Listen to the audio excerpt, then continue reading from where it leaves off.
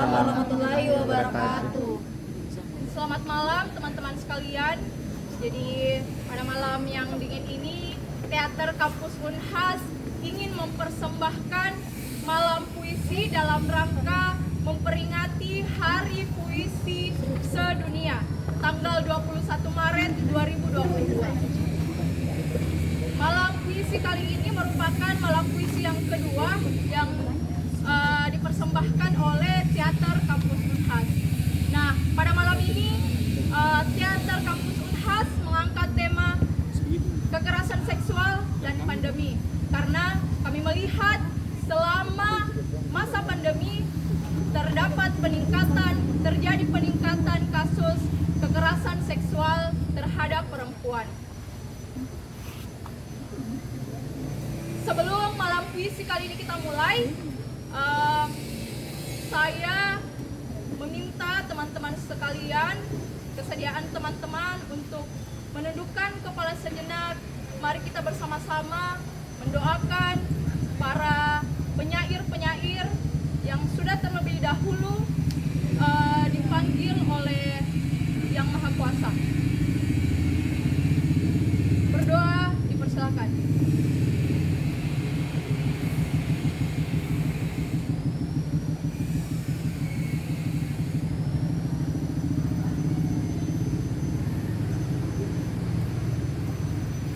Semoga karyamu abadi.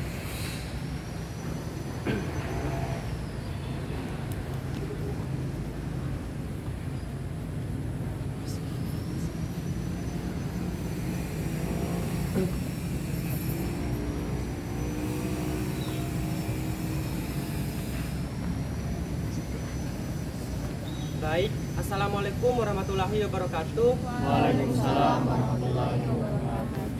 Perkenalkan, nama saya Daniel Adi Putra. Saya akan menampilkan atau mempersembahkan karya dari TKU, yaitu Teater Kampus Unhas. Puisi yang berjudul Puisi untuk Adik, karya dari Wiji Tukul.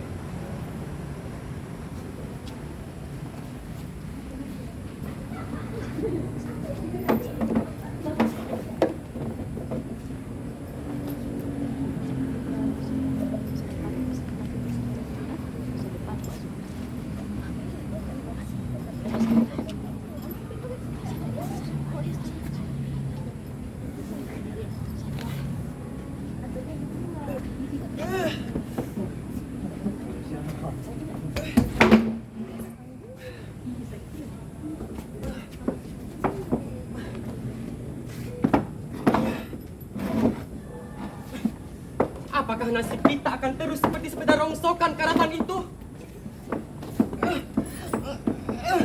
Apakah nasib kita akan terus seperti sepeda rongsokan karatan itu? Apakah nasib kita akan terus seperti sepeda rongsokan karatan itu? Apakah nasib kita akan terus seperti sepeda rongsokan karatan itu? Apakah nasib kita akan terus seperti sepeda rongsokan karatan itu?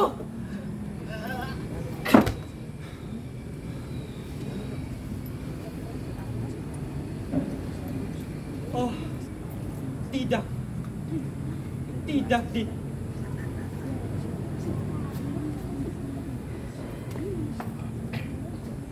Kita akan terus melawan. Waktu yang bijak bestari kan sudah mengajari kita.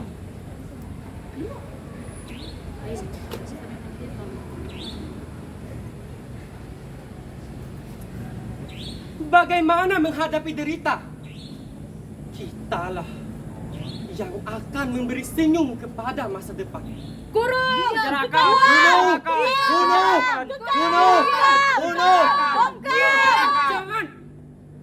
Jangan menyerahkan diri kepada ketakutan. Kita akan terus bergulat. Apakah nasib kita akan seperti sepeda rongsokan karatan itu? Oh, tidak. Tidak, Dik. Kita harus membayarnya lagi agar dapat menuliskan isi kepala dan memahami dunia. Sekian dari saya, terima kasih. Sebelumnya, apakah ada teman dari penonton yang ingin mempersembahkan?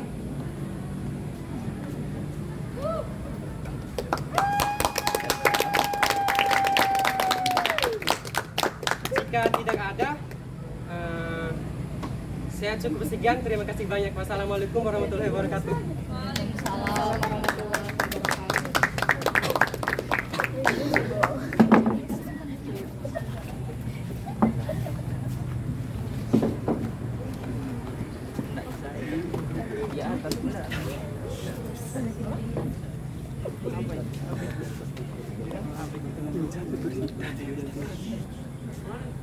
Perkenalkan, saya Bella Maharani. Saya Fatina. Saya Sri. Kami akan menampilkan sebuah puisi yang berjudul Perempuan yang Tergusur, karya W.S. Rendra. Selamat menjadi saksi.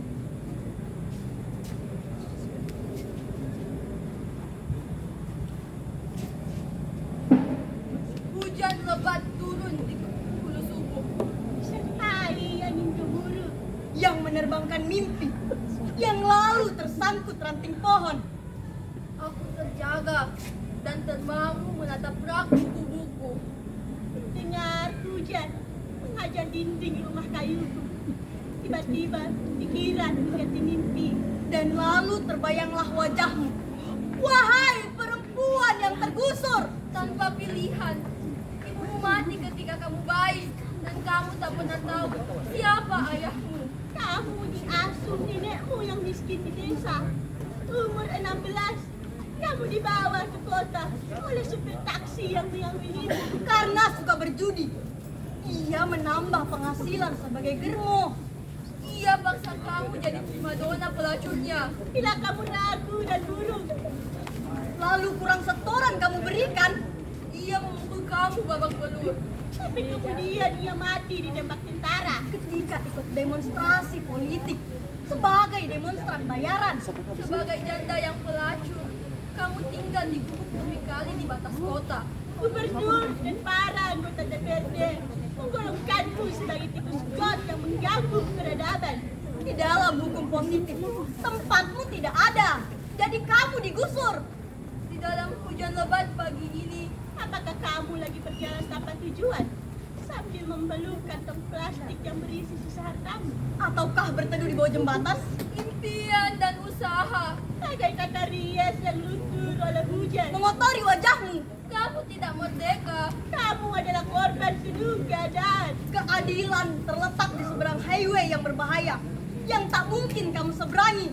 Aku tak tahu cara seketika untuk membelamu, tetapi aku memihak kepadamu. Dengan sajak ini, bolehkah aku menyusup keringat dingin di jidaku?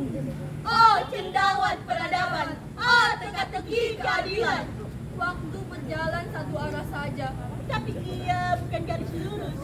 Ia penuh kelokan yang mengejutkan, gunung dan jurang yang mengecilkan hati. Setiap kamu lewati kelokan yang berbahaya, puncak penderitaan yang menyakitkan hati, atau tiba di dasar jurang yang berlimbah lelah, selalu kamu dapati kedudukan yang tak berubah. Ialah kedudukan kaum terhina. Tapi aku kagum pada daya tahanmu, pada caramu menikmati setiap kesempatan, pada kemampuanmu berdamai dengan dunia, pada kemampuanmu berdamai dengan diri sendiri, dari caramu merawat selimut dengan hati-hati. Ternyata di gurun pasir kehidupan yang penuh bencana, tempat yang mencuri bisa juga menyaksikan kamu tertawa karena melihat ada kelucuan di dalam ironi. Diam-diam aku menjaga kamu di hati ini.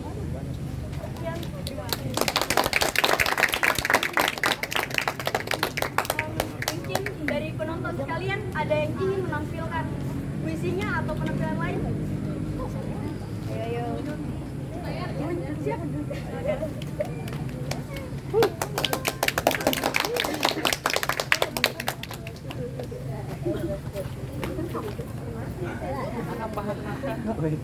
Boleh kata? Masih ada kan? Dia orang speaker.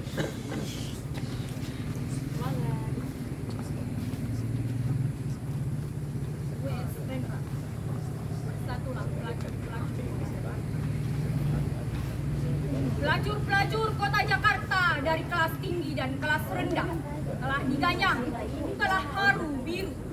Mereka kecut, keder dan terhina dan tersipu-sipu. Sesalkan mana yang mesti kau sesalkan, tapi jangan kau lihat putus asa dan kau relakan dirimu dibikin korban. Wahai pelacur-pelacur kota Jakarta, sekarang bangkitlah, sambul kembali rambutmu. Karena setelah menyesal, datanglah kini giliranmu. Bukan untuk membela diri dulu, tapi untuk lancarkan serangan. Karena sesalkan mana yang mesti kau sesalkan, tapi jangan kau rela korban. Sarina, katakanlah kepada mereka bagaimana kau dipanggil ke kantor menteri, bagaimana ia bicara panjang lebar kepadamu tentang perjuangan nusa bangsa. Dan tiba-tiba tanpa tujuan pangkal, ia sebut kau inspirasi revolusi sambil ia memegang kutang. Dan kau dah simak. Kabarkan pada rakyat bagaimana para pemimpin revolusi secara bergiliran memelukmu. Bicara tentang kemakmuran rakyat dan api revolusi. Sambil celananya basah dan tubuhnya lemas terkapai ke samping, ototnya keburu tak berdaya. Politisi dan pegawai tinggi adalah calon yang rapi. Kongres-kongres dan konferensi tak pernah berjalan tanpa kalian. Kalian tak pernah bisa bilang tidak lantaran kelaparan menakutkan, kemiskinan yang mengekang, dan telah lama sia-sia cara kerja. Ijazah sekolah tanpa guna para kepala jawatan akan membuka kesempatan. Kalau kau membuka kesempatan, kalau kau membuka paha, sedangkan di luar pemerintahan, perusahaan-perusahaan macet, lapangan kerja tak ada revolusi. Para pemimpin adalah revolusi dewa-dewa. Mereka berjuang untuk surga dan tidak untuk bumi. Revolusi dewa-dewa tak pernah menghasilkan lebih banyak lapangan kerja bagi rakyat. Kalian adalah sebagian kaum penganggur yang mereka ciptakan. Namun sesalkan mana yang kau sesalkan, tapi jangan kau lewat putus asa dan kau rela jadi korban. Pelacur-pelacur kota Jakarta, berhentilah tersipu-sipu. Ketika aku baca di koran bagaimana badut-badut menganyang kalian, menuduh kalian sumber bencana negara. Aku jadi murka, kalian adalah temanku, ini tak bisa dibiarkan. Astaga, mulut-mulut badut, mulut-mulut yang latah bahkan seks mereka politikkan. Saudara-saudiriku, membubarkan kalian tidak semudah membubarkan partai politik. Mereka harus beri kalian kerja, mereka harus pulihkan derajat kalian, mereka harus ikut memikul kesalahan.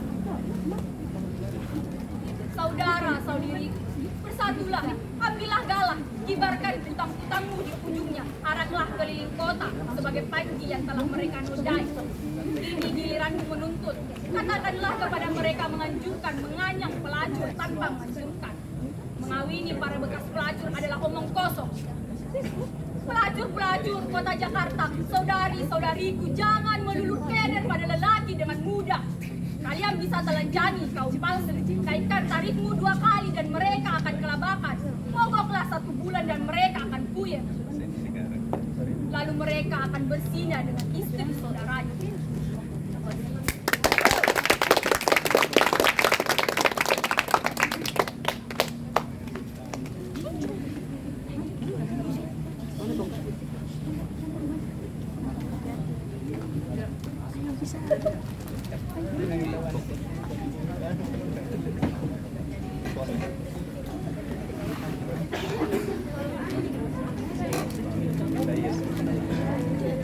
Assalamualaikum warahmatullahi wabarakatuh. Waalaikumsalam warahmatullahi wabarakatuh. Selamat malam teman-teman. Kami dari UKM Candar Kampus Unhas akan mempersembahkan sebuah visualisasi puisi yang kami angkat dari beberapa artikel Indo Progress. Selamat menyaksikan. Sebelumnya perkenalkan, saya Rizky Ramadan Rusdi. Saya Emre Ridwan, saya Trian Saputra. Sekali lagi selamat menyaksikan.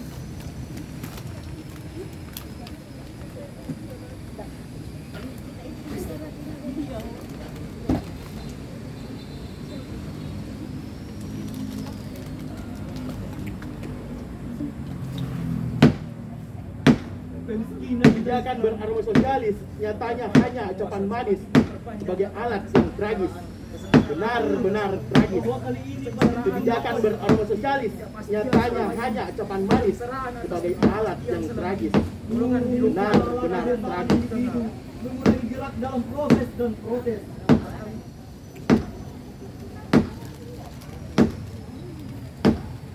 Arah dunia ke depan akan semakin tak menentu dan bergerak. Pengasong ide-ide liberal kelas kakap terpaksa menyajikan analisis yang lebih membumi, bahwa kemajuan dunia yang mereka impikan tak selalu mulus, bahwa masa depan dunia selanjutnya penuh dengan kontingensi dan ketidakpastian. Kemiskinan dan kesenjangan ekonomi yang semakin meningkat. Betul bahwa kali ini pandemi membawa disrupsi, mengurung segala kebiasaan individu, mengurangi gerak dalam proses dan protes. Merasa dibodohi.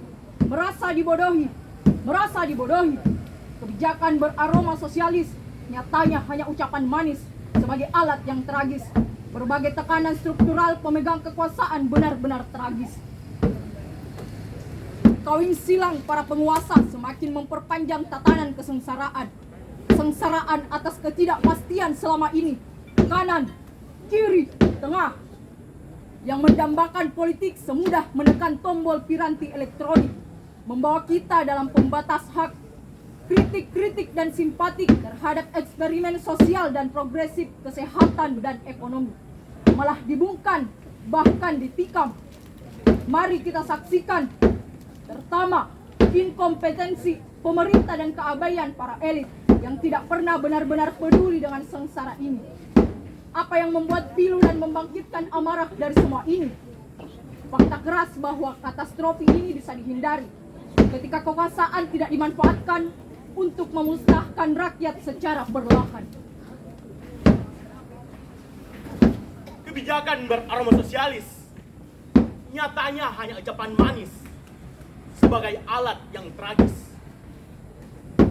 Berbagai tekanan struktural pemegang kekuasaan benar-benar tragis. Kemiskinan dan kesenjangan ekonomi yang semakin meningkat. Betul bahwa pandemi kali ini membawa disrupsi, mengurung segala kebiasaan individu, mengurangi gerak dalam proses dan protes.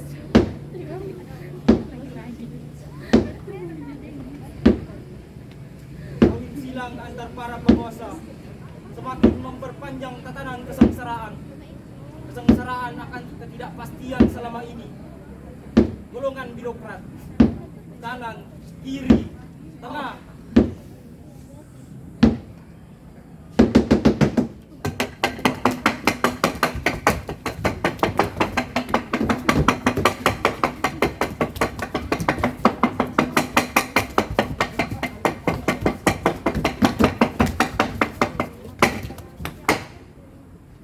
Matilah engkau! Mati!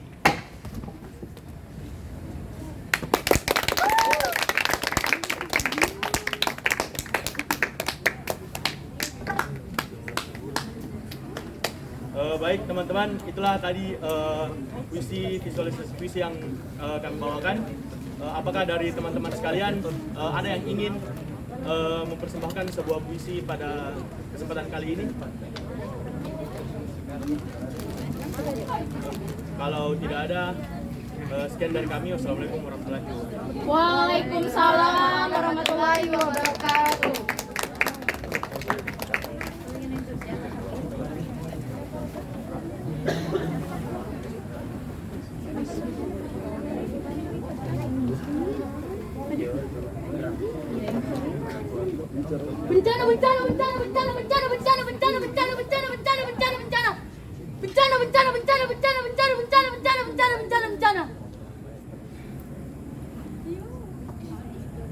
Bencana di tubuhku, bencana di rumahku. Sudah berapa kali pijakanku terampas? Sudah berapa waktu langkahku terhempas? Datang dengan tawa cekikikan tanpa belas kasih. Bencana di tubuhku, bencana di tanahku. Aku terpasung, Aku terpasung.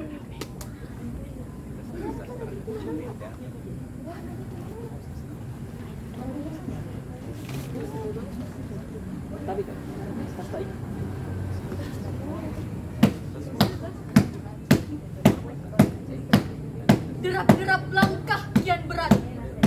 Tubuh-tubuh didikte ini dan itu. Mulut dibekap sesak.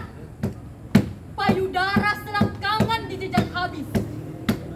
Kita kesakitan. Perempuan kesakitan. Legam dan lebam di bawah sistem setengah jejahan feodal. Kita menjadi babak pelur sekujur tubuh. Berantakan.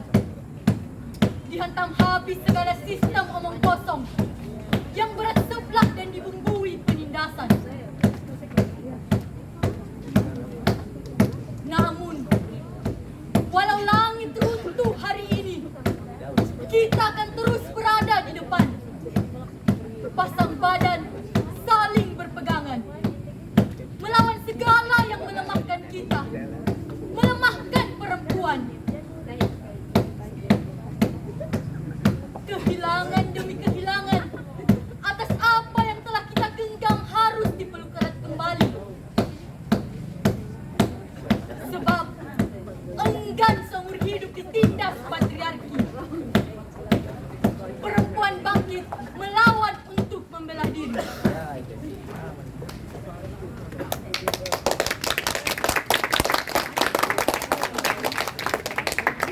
Sekian, saya Maisa Raja Made. Yang buat puisi tadi yang saya bawakan merupakan karya dari Teater Kampus Unhas. Bagi teman-teman yang ingin maju untuk membaca puisi, silakan. Ya. Kalau tidak ada, mungkin itu saja. Sekian dan terima kasih. Assalamualaikum warahmatullahi wabarakatuh. Waalaikumsalam.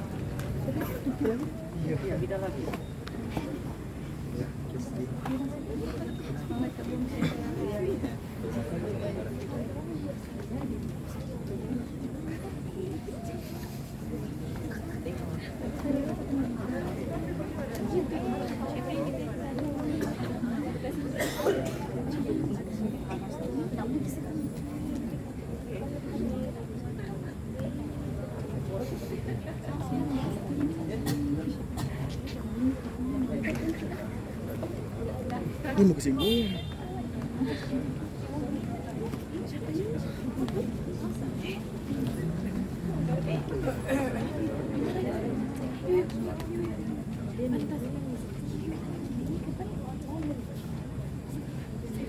Selamat malam teman-teman.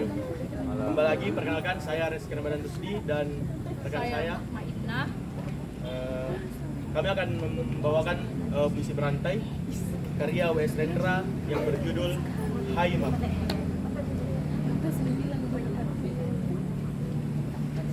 Ma, bukan maut yang menggetarkan hatiku, Tetapi hidup yang tak hidup. karena kehilangan daya dan kehilangan fitrahnya. Ada malam-malam aku menjalani lorong panjang. Tanpa tujuan kemana-mana. Hawa dingin masuk ke badanku yang hampa. Padahal angin tidak ada. Bintang-bintang menjadi kunang-kunang. Yang lebih baik menekankan kehadiran kegelapan. Tidak ada pikiran, tidak ada perasaan, tidak ada suatu apa. Hidup memang fana, Ma. Tetapi keadaan tak berdaya membuat diriku tidak ada. Kadang-kadang aku merasa terbuang ke belantara. Dijauhi ayah bunda dan ditolak para tetangga. Atau aku terlantar di pasar. Aku bicara, tetapi orang-orang tidak mendengar. Mereka merobek-robek buku dan menertawakan cita-cita.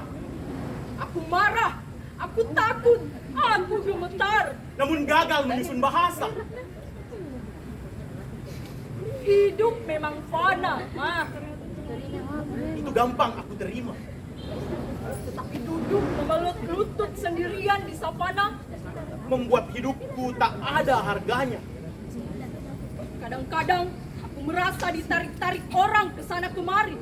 mulut berbusa sekedar karena tertawa. Hidup cemar oleh basa-basi Dan orang-orang mengisi waktu dengan pertengkaran edan yang tanpa persoalan atau percintaan tanpa asmara. dan senggama yang tidak selesai. Hidup memang fana, tentu saja, Mah. Tetapi akrobat pemikiran dan kepalsuan yang dikelola Mengacaukan isi perutku, lalu mendorong aku menjerit-jerit. sambil tak tahu kenapa. Rasanya setelah mati berulang kali, Tak ada lagi yang mengagetkan dalam hidup ini. tetapi mah, setiap kali menyadari adanya kamu di dalam hidupku ini, Aku merasa jalannya harus darah di sekujur tubuhku.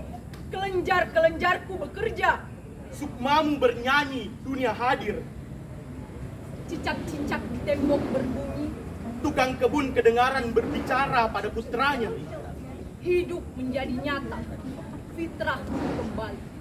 Mengingat kamu, Ma, adalah mengingat kewajiban sehari-hari. Kesederhanaan bahasa prosa, keindahan isi puisi. Kita selalu asik bertukar pikiran, ya, Ma. Masing-masing pihak punya cita-cita. Masing-masing pihak punya kewajiban yang nyata. Hai Ma, Apakah kamu ingat peluk kamu di atas perahu, ketika perutmu sakit dan aku tenangkan kamu? dengan ciuman-ciuman di lehermu. Masya Allah, aku selalu kesemsem pada bau kulit. Ingatkah waktu itu aku berkata, Kiamat boleh tiba. Hidupku penuh makna. aku memang tidak rugi ketemu kamu di hidup ini. Dan apabila aku menulis sajak Aku juga merasa bahwa kemarin dan esok, adalah hari ini. bencana dan keberuntungan sama saja. Langit di luar, langit di badan bersatu dalam jiwa. Sudah, ya, Ma. Terima kasih. Itulah tadi mungkin dari teman-teman sekalian yang hadir ada yang ingin mempersembahkan sebuah puisi pada kesempatan kali ini. Ya, silakan. Kak.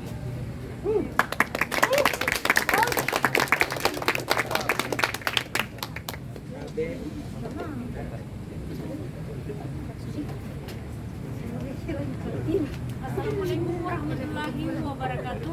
Waalaikumsalam warahmatullahi wabarakatuh. Hari ini, malam ini saya akan membacakan puisi berjudul Sendiri karya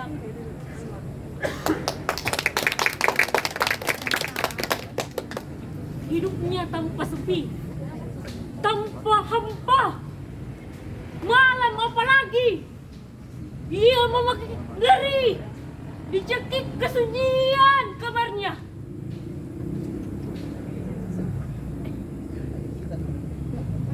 Ia membenci dirinya dari segala yang minta berbuang untuk kawannya. Bahaya dari sudut mendekat juga dalam ketakutan.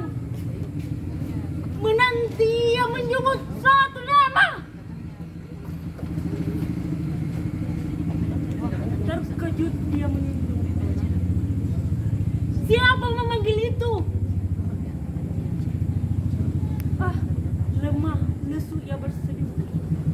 Ibu! Ibu! Terima kasih.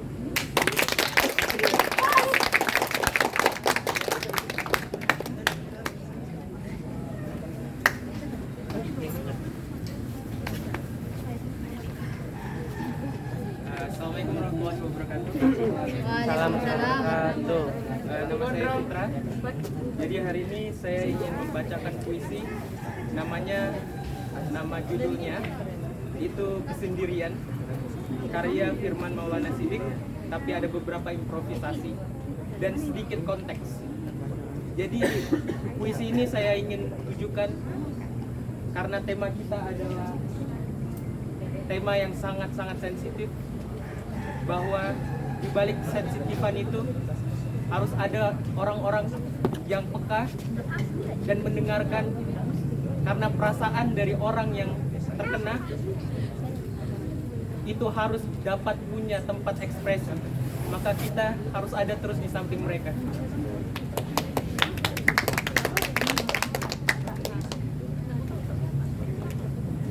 Ini adalah perasaan mereka. Jika bertanya, apa yang harus aku tanya? Jika meminta, pantaskah aku untuk meminta? Jika harus memohon, mengertikah apa yang aku mohon? Jika berharap, apa yang mana bahagia yang aku harus harap? Teman, engkau di mana? Sahabat, engkau di mana? Kenalkah aku? Kenalkah engkau? Pada hidup, pada mati, kesendirianku berjalan dalam gelap yang tak terang. Kesendirianku memandang rasa yang tak lagi aku rasa. Tuhan, engkau di mana? Tuhan, engkau siapa? Yakinkan aku pada hidup yang tak bisa hidup, pada mati yang tak bisa mati. Terima kasih.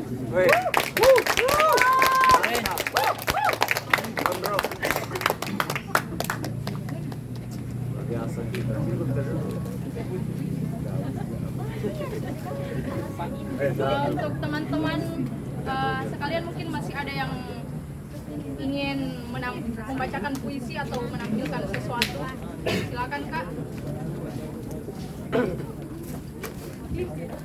Ada puisi, Bu.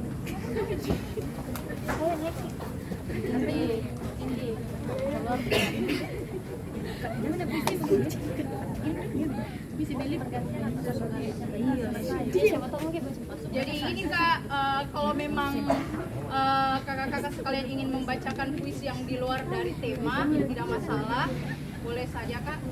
Karena ini adalah malam puisi, jadi marilah kita menikmati malam ini dengan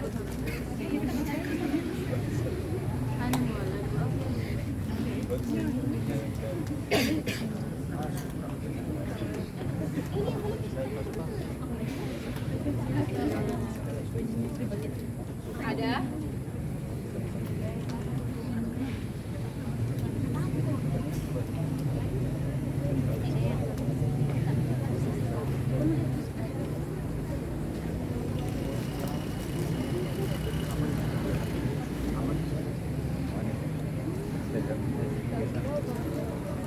Ya, jadi kita tunggu dulu teman-teman yang mau menampilkan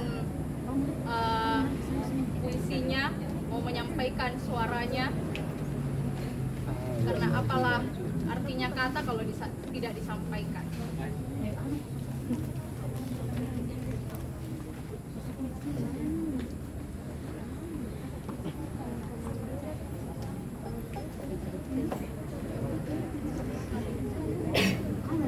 Oke, silakan Kak.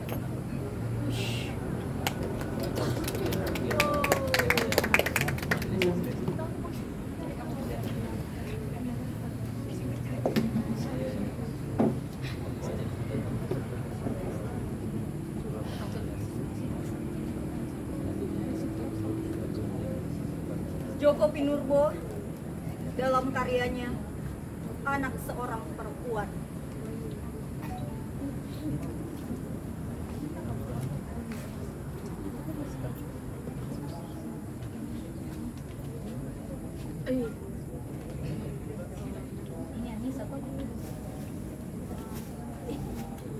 Hingga dewasa, tak pernah tahu saya ini apa. Sebenarnya, saya anak siapa? Sejak lahir saya diasuh dan dibesarkan ibu tanpa kehadiran seorang ayah. Ibu pernah mengaku bahwa dulu ia memang suka kencan dengan para lelaki. Tapi tak bisa memastikan benih lelaki mana yang tercetak di rahimnya. Lalu terbitlah saya.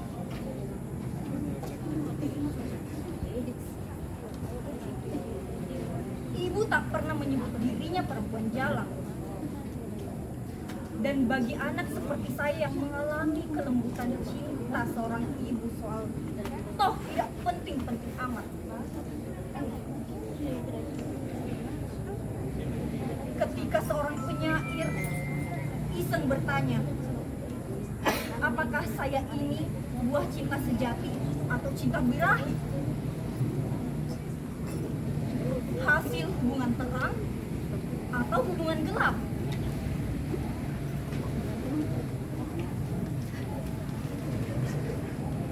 Saya menganggap dia bukan penyair cerdas. Justru ibu yang bukan penyair pernah bertanya, kau penyairku, apakah kau tahu pasti asal usul benih yang tumbuh dalam kata-katamu? Sudah ada beberapa lelaki misterius yang mengaku menjadi ayah saya. Masing-masing menyatakan cintanya yang tulus kepada wanita yang melahirkan saya, dan mereka juga merasa bangga terhadap saya. Sayang, saya tak butuh pahlawan kesiangan. Lagi pula, saya lebih suka membiarkan diri saya tetap menjadi milik rahasia.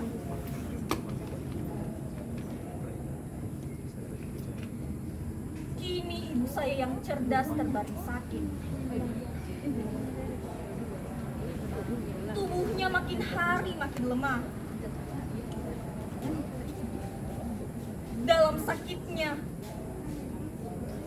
ia sering minta dibacakan sajak-sajak. Saya dan kadang ia mendengarkannya dengan mata berkaca-kaca. Beberapa saat sebelum beliau wafat, saya sempat lancang bertanya, Bu, sebenarnya saya ini anak siapa? Saya bayangkan ibu yang penyayang itu akan hatinya hancur. Tapi sambil mengusap kepala saya, ia menjawab hangat,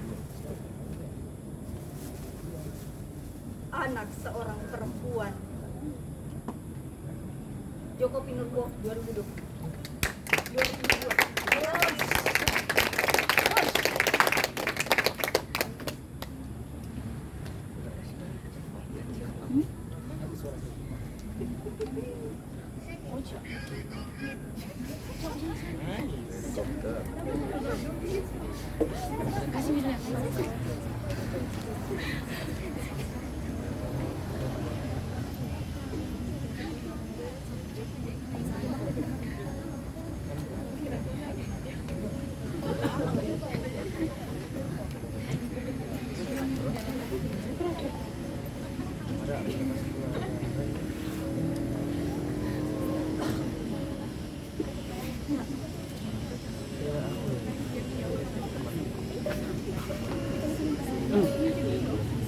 Jadi itu tadi puisi yang dibacakan oleh Kanisa yang judulnya Anak Seorang Perempuan, karya Joko Pinurbo.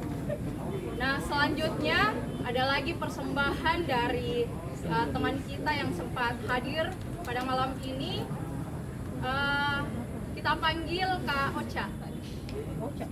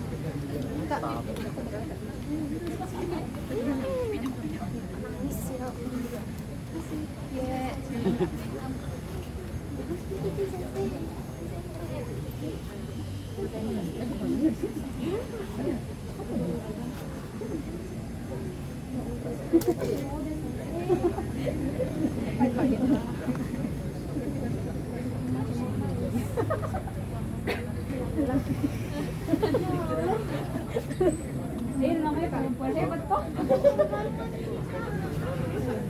Dia nggak mau dipegang.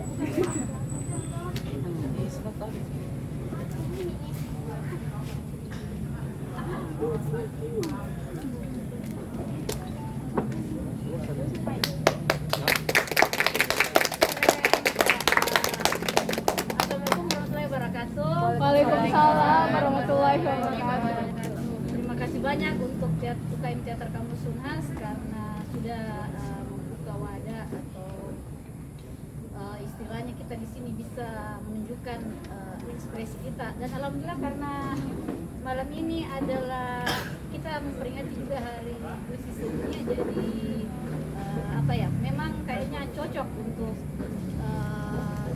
kita melampiaskan semuanya sesuatu yang terganjal di hati dan di pikiran itu terkait dengan tema atau yang mungkin isu-isu yang kita biasa lihat di yang terjadi biasa di kehidupan kita sehari-hari. Tapi mungkin pada kesempatan ini saya mendapat kesempatan spesial juga karena ada tadi kalau Kak Indah bilang ini adalah seorang kakak, ini sebenarnya bagi saya dia adalah seorang anak, dan bagi kalian itu dia adalah adik karena alhamdulillah ini Ocha ini adalah siswa salah satu SMA negeri di BTP, mungkin ada alumni SMA 21. Jadi beliau ini saya panggil beliau saja karena begitu saya menghargai kreativitasnya, terus karena dia ini mempunyai banyak prestasi. Dia sudah pernah menjuarai baca puisi di tingkat provinsi. Dan dia biasa juga dia buat puisi. Dan cuman kita apresiasi dan kita tidak boleh istilahnya semangatnya tidak boleh kita melihat tadi keterbatasannya dia seperti yang kita lihat tadi, jadi kita harus bisa lebih bersemangat. Jadi jangan sampai hal-hal yang membuat kita secara fisik mungkin kita terbatas, tapi jiwa dan semangat kita itu harus tetap membara. Jadi seperti itu ya. Jadi five vibes istilahnya anak kekinian lah. Jadi saya melihat, saya bilang saya bisa berjalan, saya bisa melihat, saya bisa berbicara.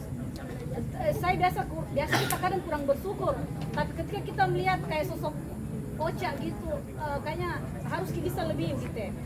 Kita harus bisa lebih berbuat lebih banyak gitu. Jadi jangan selalu merasa insecure atau merasa terini, karena ternyata ada orang yang secara fisik terbatas tapi secara kekaryaan mungkin, secara semangat mungkin, secara jadi mungkin kita harus lebih memaknai lewat itu ya. Saya tadi berjalan, saya semangatnya Ocha itu karena apa ya? Melihat ternyata ada event-event yang seperti itu. Jadi meskipun pandemi ini ternyata masih ada jiwa-jiwa kreativitas atau jiwa-jiwa yang peka melihat situasi sekarang. Alhamdulillah kita sudah bisa berkumpul ini, dan semoga kedepannya istilahnya semua kita bisa sehat-sehat dan jangan berhenti untuk berkarya. Jadi kayak gitu ya. Jadi sebelum saya menyerahkan panggung ini buat, kalau saya memanggil dia sebagai anak, jadi saya biasa Ocha Sang. Jadi kebetulan saya pernah ajar dia, jadi terkadang itu ada murid yang melupakan orang yang mungkin pernah memberikan sesuatu kepada dia, tapi dia adalah anak yang selalu mengingat hal-hal. Mungkin karena jiwa-jiwa sastra atau jiwa-jiwa ininya, karena biasanya itu kalau kita mau menghasilkan sebuah karya harus kita fungsikan semua alat indera semua, maksudnya kayak pendengaran, penglihatan, termasuk hati. Jadi ada yang bilang mengerjakan skripsi itu sulit. Iya, karena biasanya sulit untuk memulai. Jadi jangan kebanyakan tinggal di kamar. Jadi kalau kalian mau cepat selesai kerjakan skripsi,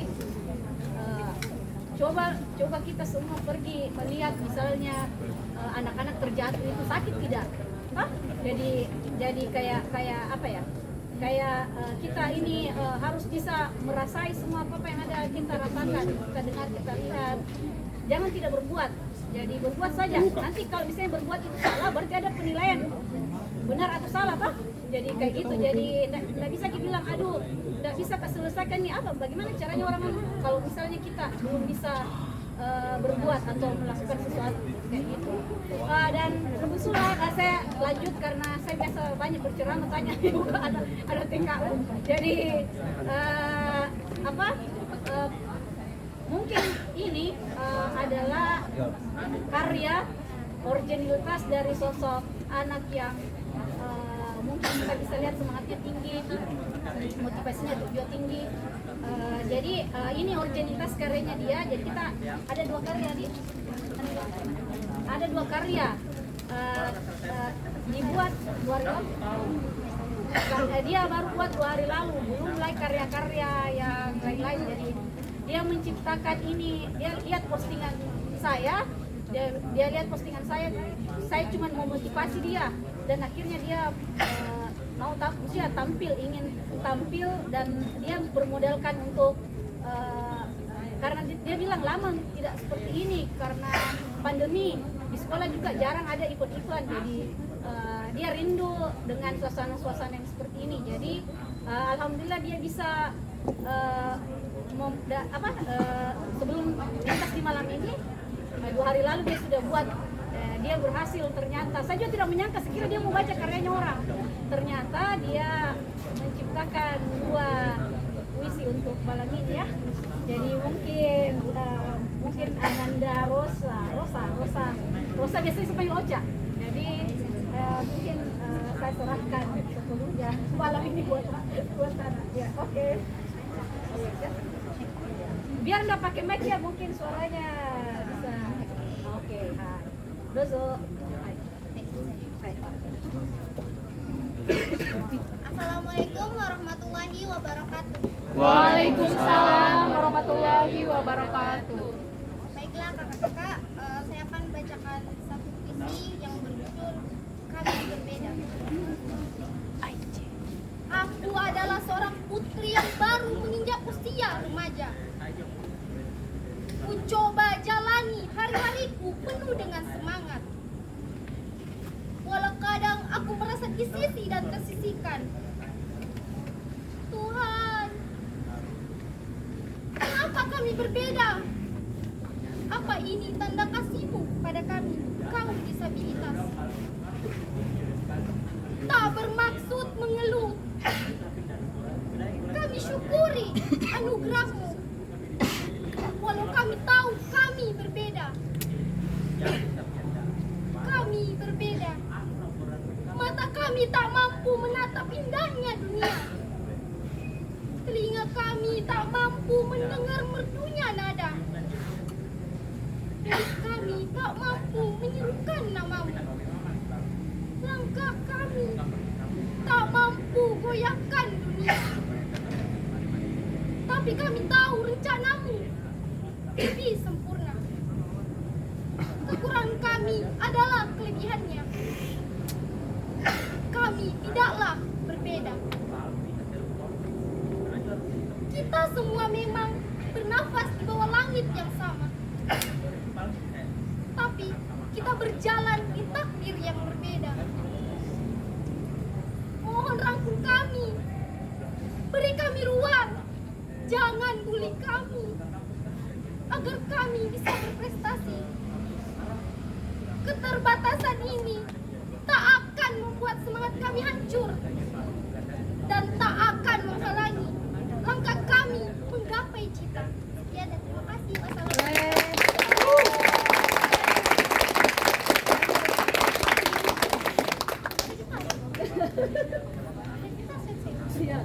Gimana kak? Oh, ada di tas. Oh, saat diambil. Bilang, kemana tas pula?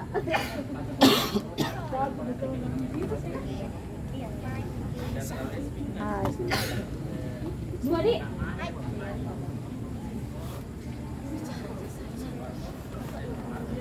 Dia siapkan dua.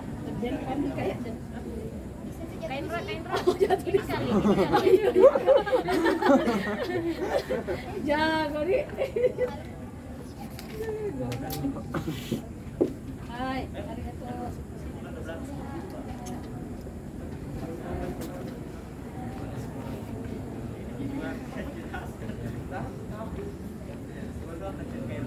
Puisi kedua saya yang berjudul Pemuda Tahun. Kami putra dan putri Indonesia, tombak besar negara. Anak panah runcing yang siap menembus tepat sasaran. Jiwa bergejolak, siap bangkitkan persatuan dan ciptakan peradaban. Kami pemuda hebat, bukan hanya pintar bicara debat. Kami pemuda tangguh, bukan perakit bom untuk beruntung.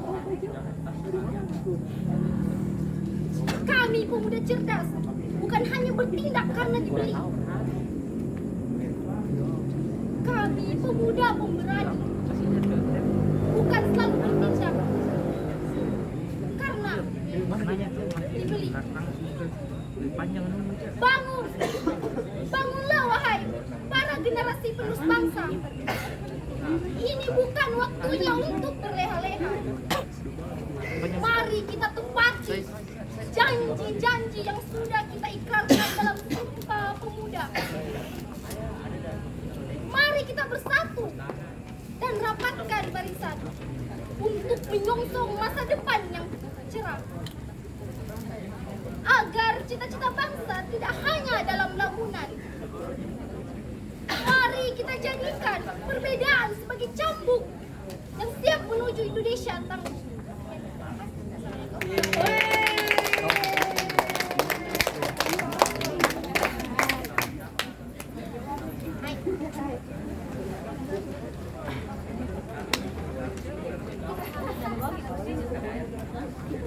Hai, arigato kakak-kakak. Makasih.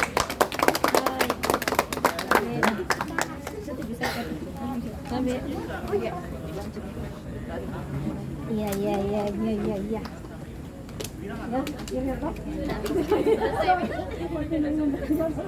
Terima kasih Kak Ocha. Masya Allah sekali tadi puisinya Kak Ocha. Pertama, yang kita semua lahir di bumi yang sama tapi dengan takdir yang berbeda. Yang kedua, ya semangat jiwa mudanya kita. Jadi selanjutnya ada lagi persembahan puisi dari Bella. Oke, silakan Bella. Hey! Capek. Ada. Ada namanya Jiknya. Tidak ada soda. Sajak gadis dan majikan karya W.S. Rena. Janganlah Tuan seenaknya memelukku. Kemana arahnya? Sudah cukup aku tahu. Aku bukan ahli ilmu penduga. Tapi jelas sudah ku tahu. Pelukan ini apa artinya? silsilah pendidikan yang aku terima. Diajar aku berhitung, mengetik, bahasa asing, kerapian dan tata cara. Tetapi lupa diajarkan bila dipeluk majikan dari belakang, lalu sikapku bagaimana? Janganlah tuan seenaknya memelukku, sedangkan pacarku tak berani berlaku seperti itu. Apakah tujuan tuan? Sudah aku tahu. Ketika tuan sudah tertentu, sudah aku tahu apa artinya. Mereka ajarkan aku membenci dosa, tetapi lupa mengajarkan bagaimana mencari kerja. Mereka ajarkan aku gaya hidup yang peralatannya tidak berasal dari lingkungan. Diajarkan aku membutuhkan peralatan yang dihasilkan dari majikan dan dikuasai para majikan. Alat-alat rias, mesin pendingin, vitamin sintesis, tonikum, segala macam soda dan ijazah sekolah. Pendidikan membuatku terikat pada dasar mereka, pada modal mereka. Dan kini setelah aku dewasa, kemana lagi aku akan lari? Bila ke dunia majikan. Janganlah tuan seenaknya memelukku. Aku bukan cendekiawan, tapi aku tahu semua kerja di mejaku akan ke sana arahnya. Jangan tuan, jangan seenaknya memelukku. Wah, uang yang tuan selipkan di BH adalah ijazah pendidikanku. Oh, ya, begitulah. Dengan yakin tuan memelukku. Perut tuan yang buncit menekan perutku, mulut tuan yang busuk mencium mulutku. Sebagai suatu pelajaran, semuanya tuan lakukan. Seluruh anggota masyarakat membantu tuan. Mereka pegang kedua kakiku, mereka tarik pahaku, mengangang sementara tuan naik ke atas.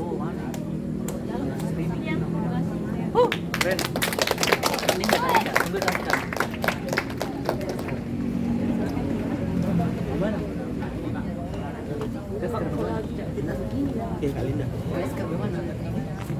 Di situ di sana.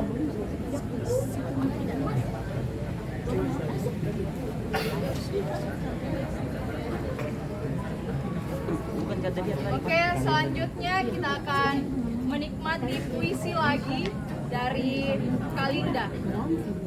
Silakan Kak.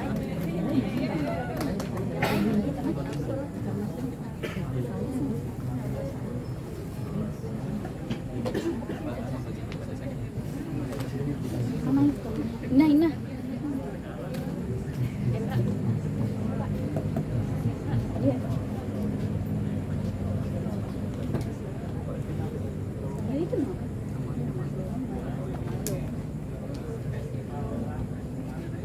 Malam ini saya akan membacakan puisi karya Raini MP Huta Barat, yaitu Komisioner Komnas Perempuan. Judulnya Belum Saatnya, Namun Mari Rayakan Setiap Capaian.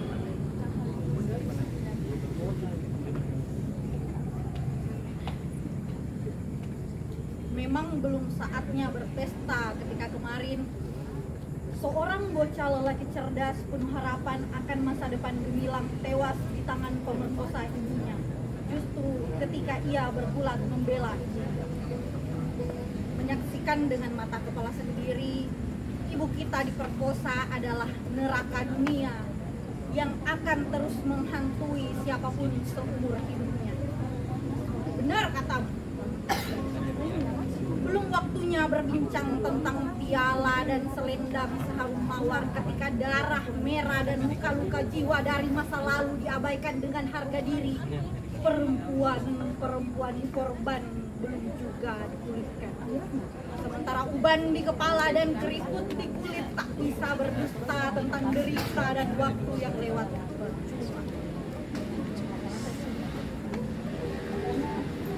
Tak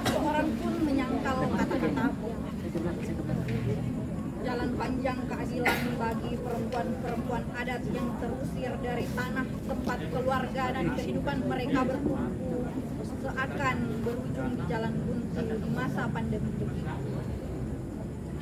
Satu komunitas adat di pulau seberang hidup di tenda-tenda pengungsian, kesakitan dan air mata sekedar melepas kesesakan yang menimpa dada.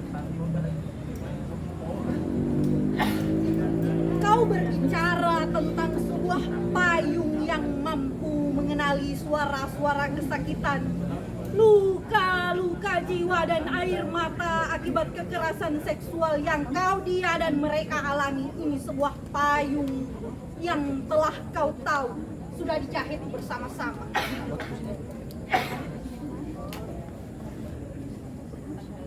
Dalam bilangan tahun dengan limpahan semangat dan harapan, dalam rangkaian percakapan panjang masih terasa deru perdebatan di ruang-ruang virtual yang diselingi celaan kadang-kadang tawa kecil penyemangat, dan di ujung percakapan akhirnya terdengar kesepakatan bongkas. Semangat dan harapan itu sempat tersungkur. 1000 kata lenyap tatkala payung yang telah susah payah dirancang dan dibentangkan bersama ditutup sementara. Ya, sementara katanya. Gairah yang patah dan tercerai itu coba disatukan lagi sambil berkata dalam hati. Aku masih harus menyingkirkan bayangan-bayangan kekerasan yang mencekam itu.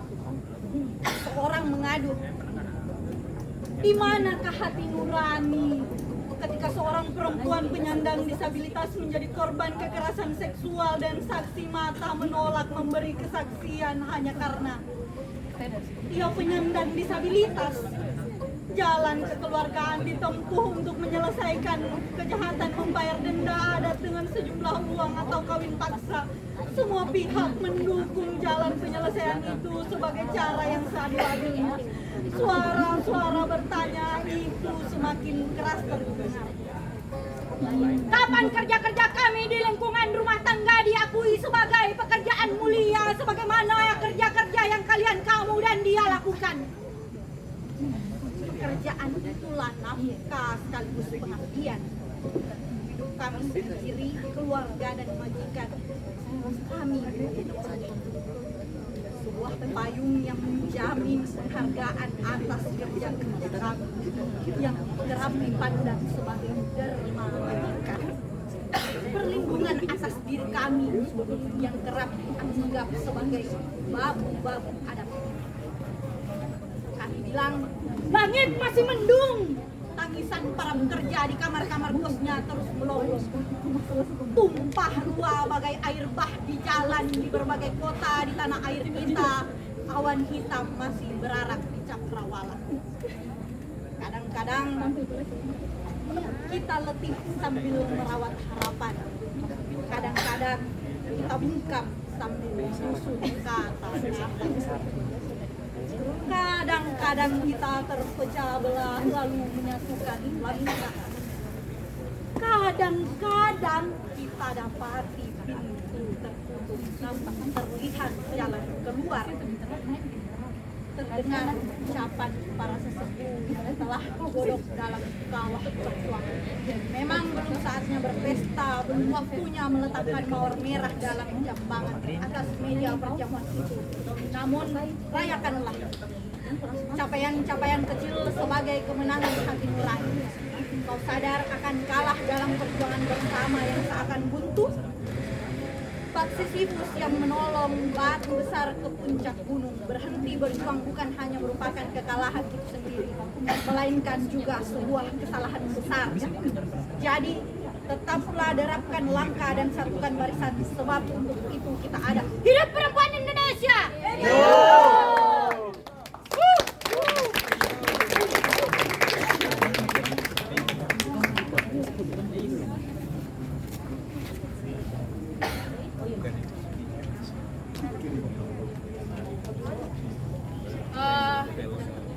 Selanjutnya ada kawan kita yang juga ingin membacakan sebuah puisi yaitu Kak Hasnan Sutadi. Wash.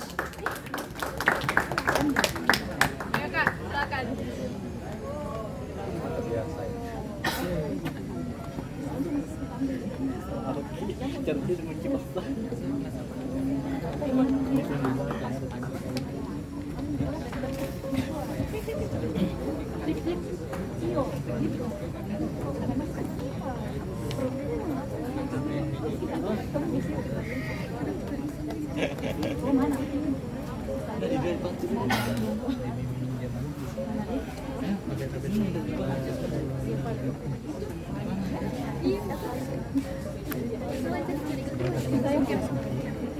Orasi nyamuk rumah.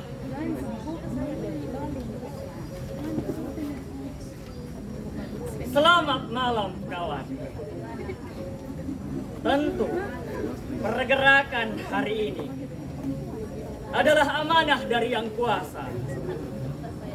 Olehnya itu, mari kita bersyukur atas karunia-Nya yang senantiasa sempurna. Tak lupa selawat untuk langit yang senantiasa mengiringi kepakan sayap kita di tengah gulit. Saya tahu kawan,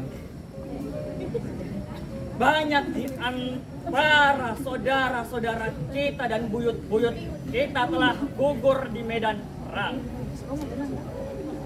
Tapi ingatlah sebagai pahlawan, saya tahu kawan, telah banyak di antara kita yang dibunuh dengan sadis. Tapi ingatlah, sebagai perjuangan, dan saya tahu kawan, para pejantan kita dikaruniai fitrah untuk mengisap nektar, sedangkan kaum betina mengisap darah. Tapi mereka lah pembawa keturunan.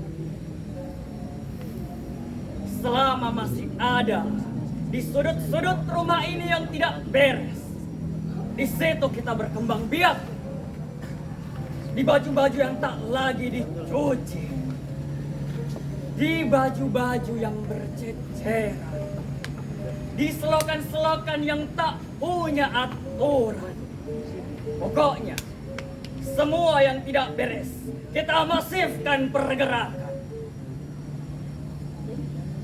Ingat kawan, kita adalah wali Tuhan di dunia, dicipta untuk ingatkan manusia atas kelalaiannya. Makanya, jangan segan hinggap ke wajah-wajah mereka. Siapa suruh mengatur lingkungan semaunya? Ayo kawan, wariskan semangat ini dari generasi ke generasi. Kalau mereka meleng lagi, jangan sungkan perang lagi.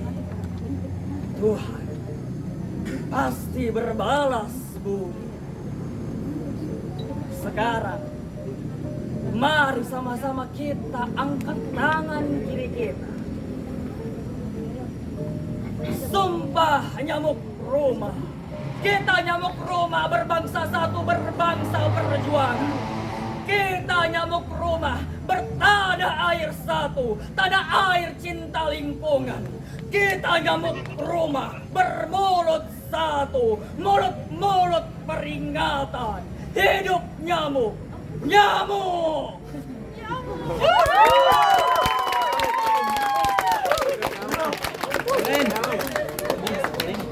Makasih Kak Hasnan.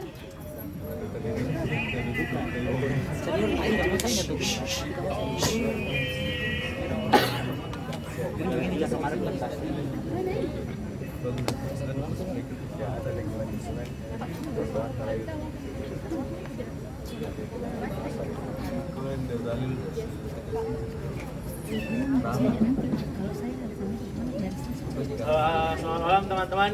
Malam. Sekarang saya ingin membawakan sebuah puisi dari Desa Wawanyimron berjudul Ibu. mungkin hasil yang terbaik. Dan saya persembahkan puisi ini untuk ibu saya. Masya Allah. Sesudah ini kan ini.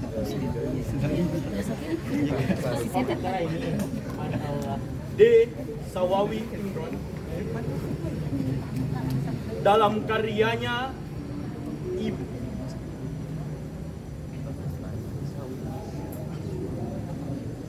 Kalau aku merantau, lalu datang musim kemarau,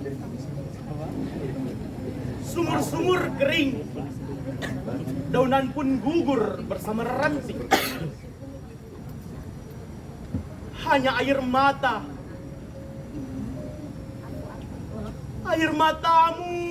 Ibu, yang tetap lancar mengalir. Bila aku merantau, sedap kopior susumu dan ronta kenakalanku. Di hati ada mayang siwalan memutihkan sari-sari kerinduan. Lantaran hutangku padamu tak kuasa aku bayar. Ibu adalah buah pertapaanku. Dan ibulah yang meletakkan aku di sini. Saat bunga kembang menyerbak bau sayang, ibu menunjuk ke langit, kemudian ke bumi. Aku mengangguk, meskipun kurang ngerti. Bila kasihmu ibarat samudra, sempit lautan teduh, tempatku mandi, mencuci lumut pada diri. Tempatku berlayar, menebar pukat dan melempar sau, lokan-lokan, mutiara, dan kembang laut, semua bagimu. Kalau aku ikut ujian, lalu ditanya tentang pahlawan, namamu, Ibu, yang kan kusebut paling dahulu, lantaran aku tahu engkau ibuku dan aku anakku. Bila aku berlayar, lalu datang angin sakal, Tuhan yang ibu tunjukkan telah kukenal. Ibulah itu, bidadari yang berselendang biang lala, sesekali datang padaku, menyuruhku menulis langit biru dengan sajak.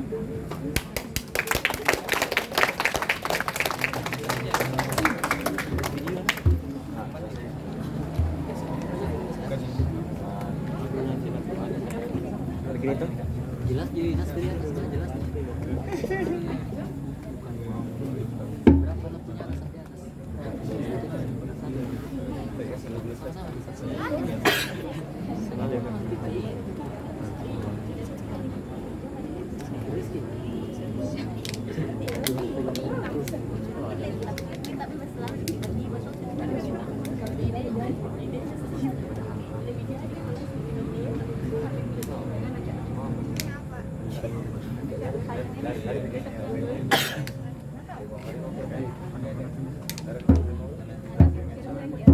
Blake Mapainting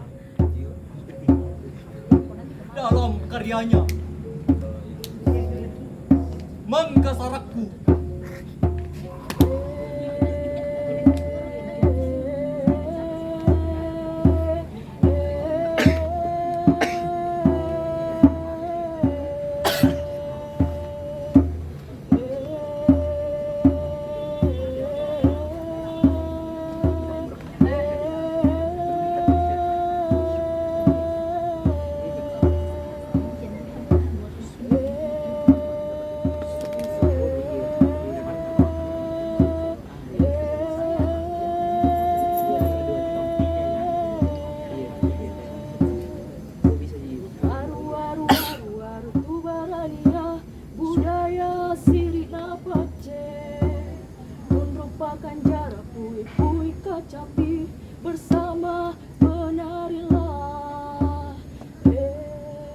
Apalagi ini?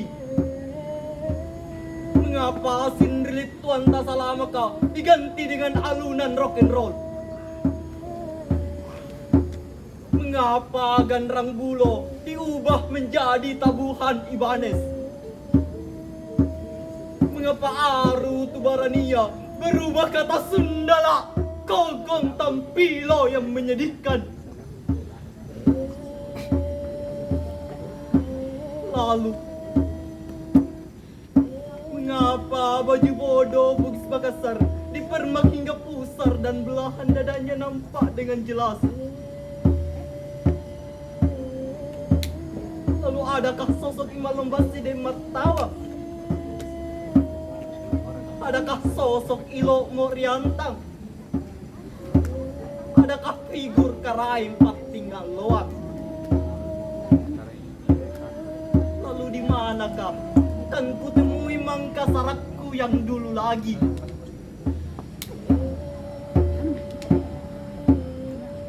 Hilanglah semua sebab dimulai gadisku tenggelam oleh tarian erotis. Tunrum pakan jarak hanyut di tangan budayawan. Siri napace diganti dengan mantra anti hamil. Perawan desa kerjanya mabuk dan berzina. Pemuda-pemuda kerjanya mabuk dan berzina di tengah kota. Lalu pantaskah Mangkasarakku menyandang gelar kota Dai? Tak lagi terdengar alantunan ayat suci. Tak kutemu lagi makna pasan tau-toa. Pulau Sibatang hanyalah dongeng kaum kafir. Kota budaya kini menjadi kota setan. Zamanku tak tahu esok kan jadi apa.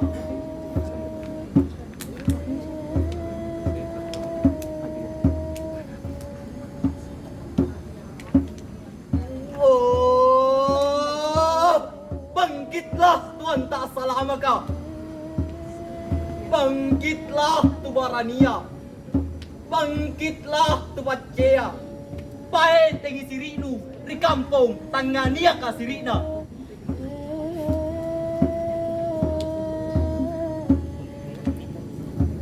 Sulawesi Selatan, budaya sirina pace, tegakkan makna budaya, bersama kita bersatu.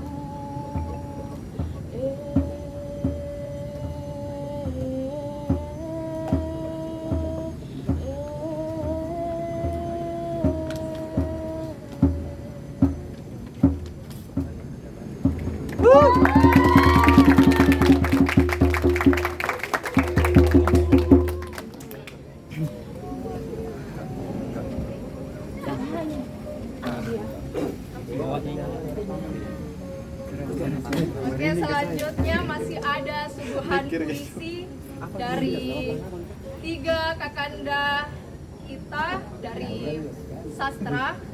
Ada Kak Indra, Kak Risha, dan Kak Ali. Silakan Kak.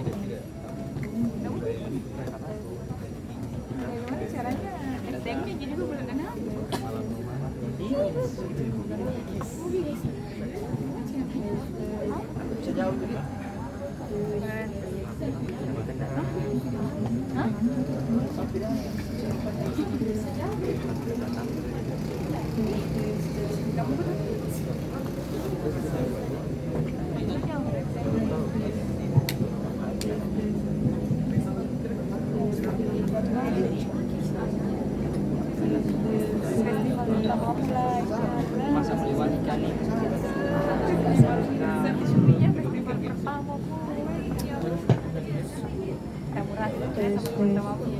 Agak berat memang kayaknya.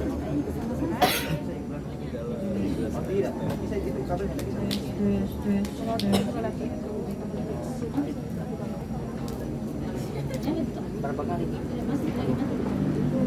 Sekali itu. Iya. Pasti bisa tahu kecuali ada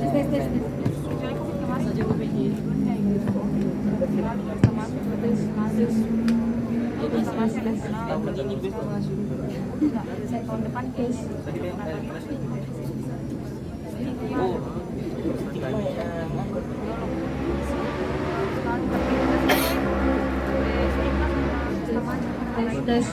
Tes. Oke.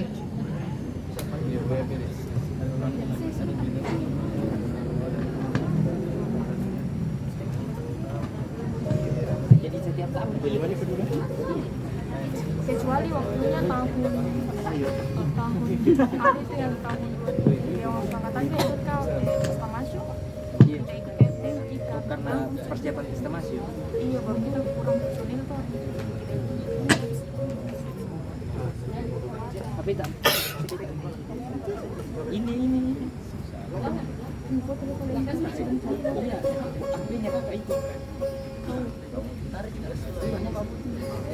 besar nih besar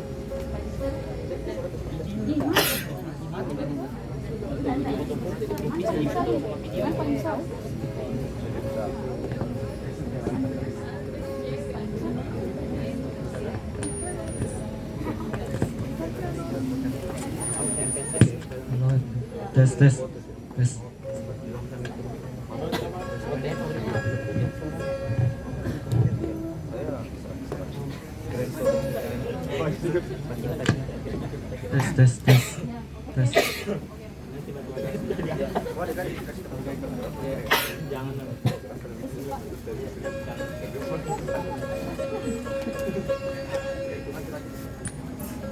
Tes.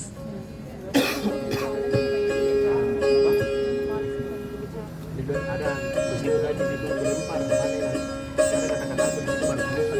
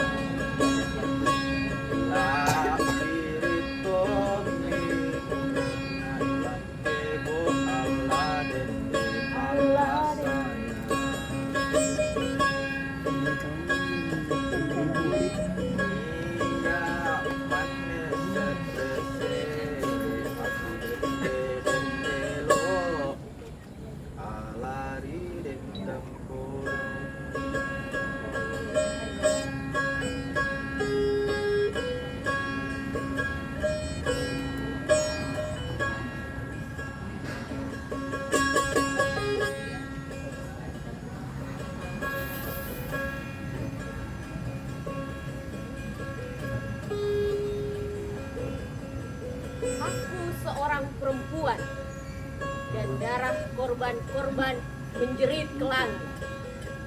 Yang kamu sebut surga. Aku muak padamu imam-imam.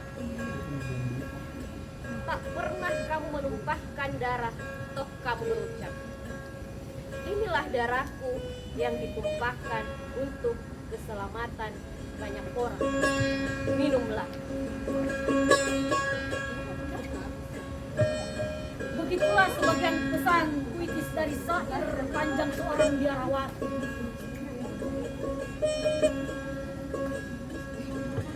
Biarawati yang bernama Gabriel Decrit asal Vietnam. Kisah liris tentang perempuan oleh sang biarawati yang ditulis ke dalam puisi The Band of Woman, yang memotret derita perempuan dalam peristiwa aborsi, pemerkosaan, dan pekerjaan rumah tangga. Kisah ini tentang perempuan adalah kisah multidimensi.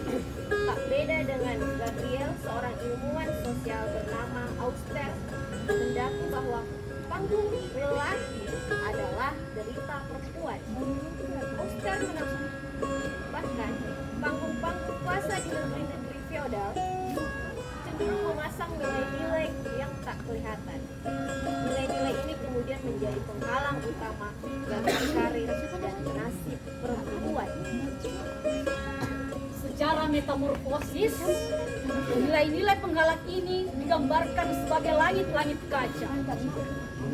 Kumpulan nilai dijalankan dan difungsikan secara samar di tempat tinggi. Nilai-nilai seolah tak ada, tapi ada. Seolah adil, tapi tak adil. Dan seolah-olah demokratis, tapi feodal.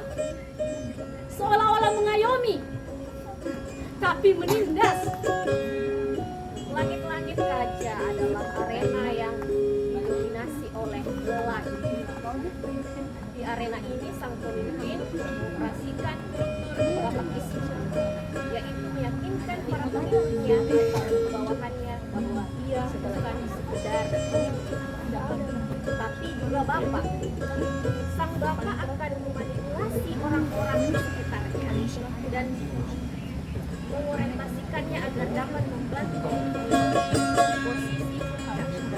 Dalam cakrawala pengamatan Auster, perempuan biasanya menjadi korban selalu dan selalu.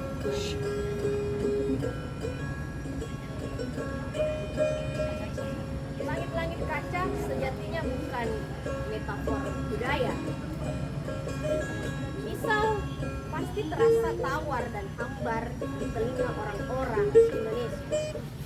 Meski isi dan substansi masalah yang dibawanya serupa dengan kenyataan sosial yang terjadi.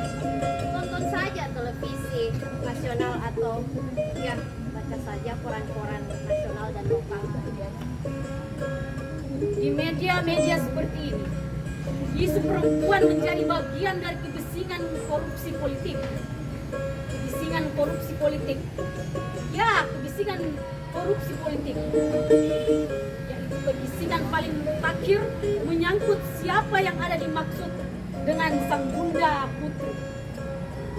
Pasalnya, bekas Presiden Partai Keadilan Sejahtera menyebutkan sang bunda sebagai pribadi yang dekat dengan Presiden Republik ini sesuai dengan kesaksian di pengadilan. Sang bunda juga disebut-sebut tahu banyak soal keputusan politik. Ya, keputusan politik sang presiden dalam soal reshuffle menteri 1000% bohong. Begitu sanggahan sang presiden. Tapi sanggahan itu kemudian menjadi ibarat bola panas yang kesana kesini. Isu sang bunda pun terhampar ke langit-langit politik Indonesia dan dikelola dengan cara cerewet oleh para politikus. Sebagian menyangkal dan sebagian lagi ingin mengklarifikasi kiprah sang bunda. Arena politik memang arena yang kontensius, cerewet dan bising. Bisa dikatakan karena arena ini diisi oleh proses-proses pengambilan keputusan yang sangat kepentingan.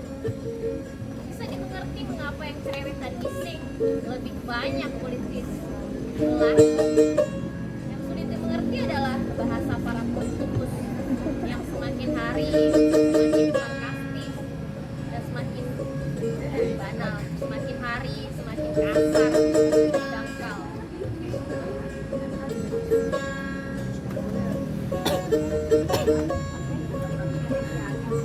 Isu sang bunda adalah langit-langit kaca.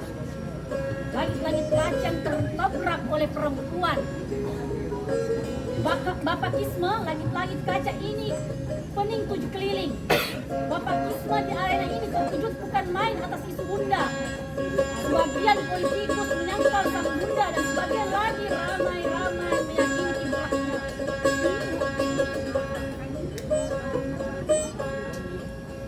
Isu sang bunda. Isu sang bunda seolah menyetujui pendakwa Auster bahwa arena kuasa adalah arena yang terdominasi oleh bapakisme.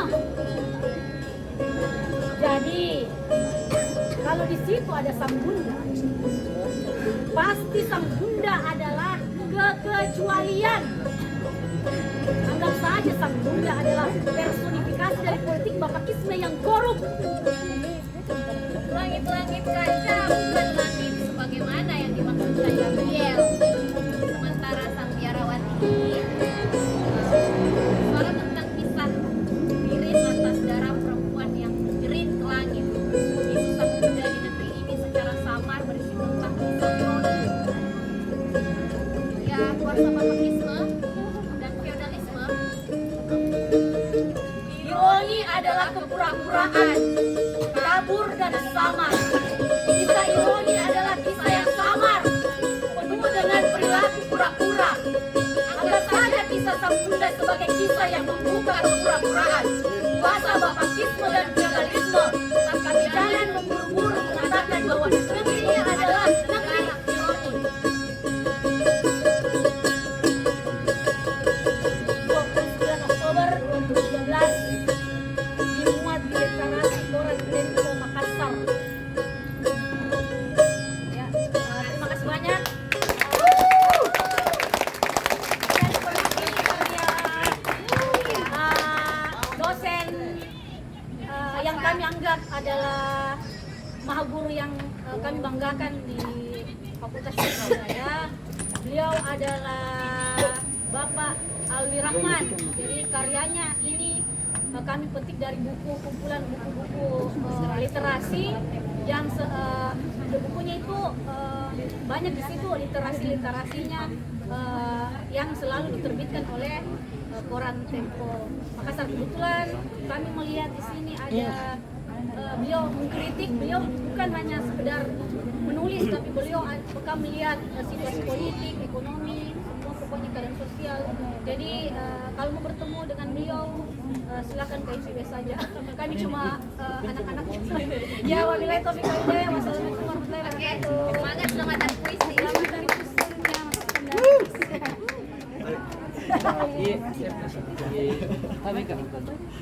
Tapi start HP tak penuh sekali memorinya. Oh iya kayaknya setelah Tapi banyak-banyak di komik. Terima kasih banyak. Iya. Terima kasih.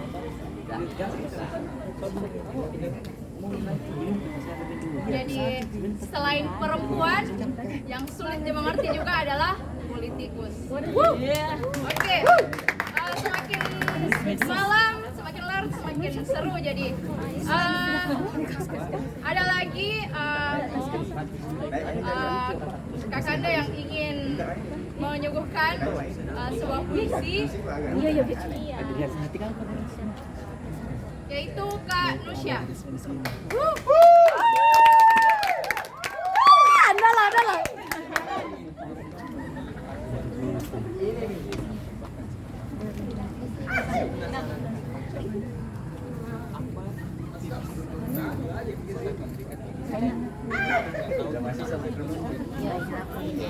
Baru dia dosen.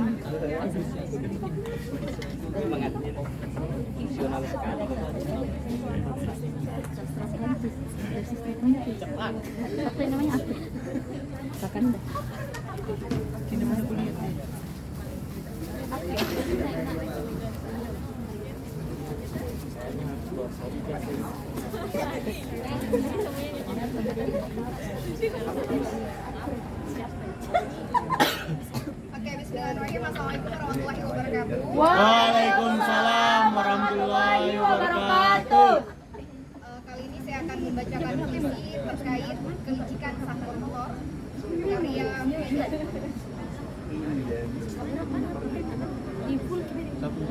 Wahai tuan-tuan terhormat, tuan-tuan yang mulia, tuan-tuan dengan sejuta kelicikan. Hei, dengar dan dengar. Mereka memasang topeng terburuk, membuat kebijakan palsu, kebijakan yang dimain-mainkan, yang tak pernah cerai sang dewi kesejahteraan, sang dewa, sang tuan. Mereka terlihat dermawan, tapi rakyatnya sangat tak didengar. Mereka kelaparan, mereka berbicara, tapi mana? Mereka seperti terbungkam. Hei sang tuan penebar bibit kemiskinan, hei tuan yang koruptor, hei tuan yang mulia, hei tuan yang kaya raya, tak satupun engkau mendengar bisikan mereka. Tak ada tanganmu yang serakah kini berkuasa, dan para tuan-tuan yang memegang tali kendali rakyat. Hei tuan, dengar, mereka berbicara, tapi tak sedikit pun engkau melihat. Mereka menangis, mereka menjerit, mereka berkata, mana uangku, aku miskin, aku lapar. Tapi kau tak mendengar. Hei tuan yang terhormat, tuan yang mulia, dan sekali lagi tuan yang kaya raya, tak ada kasihan. Kau peras rakyatmu yang penuh tanda tanya. Kau tanyakan kasihan, kau peras rakyatmu tanpa ada dosa. Tak ada belas kasihan, tangisan kelaparan rakyat terdengar keras, namun tak didengar lagi. Kuasamu yang menjerit menjadi kiblat mereka, harta dan jabatan tujuan utama mereka. Harta, jabatan, mata, hati mereka dibutakan oleh nominal. Hati, mata dibutakan oleh nominal. Sekali lagi, para tuan yang sekali lagi berkuasa, para tuan yang sekali lagi yang mulia, bagaimana nasib kami sebagai bangsa? Bagaimana nasib kami? Rakusmu layaknya suatu kewajaran. Rakusmu layaknya suatu kewajaran para tikus negara. Para tikus negara memuja-muji patung kemewahan, sementara itu berlaga-laga tanpa rasa malu. Mana? Hei, sekali lagi dengar tuan-tuan yang terhormat, tuan-tuan yang mulia, tuan-tuan yang sejuk. juta kelicikan. Dengar rakyatmu, dengar mereka lagi miskin, dengar apa yang mereka katakan. Jangan kau nikmati hal seperti itu tanpa tak didengar. Kekuasaan sekali lagi menjadi kiblat mereka. Harta, jabatan, uang yang mulia.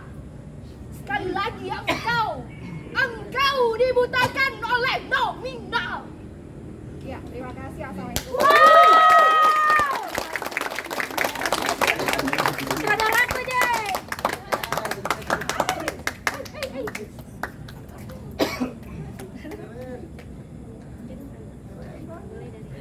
Terima kasih Kanusya atas penampilannya. Bagaimana kawan-kawan, kita lanjut? Lanjut. Oke, selanjutnya ada penampilan dari Kak Apri dari Sastra Prancis. Silakan Kak.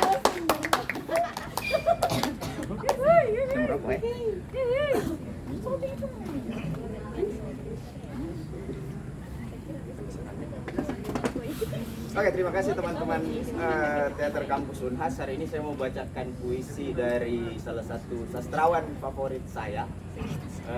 Mungkin teman-teman tahu Charles Bukowski. Dia seorang sastrawan Amerika, tapi lagi di Eropa, eksil dari Jerman.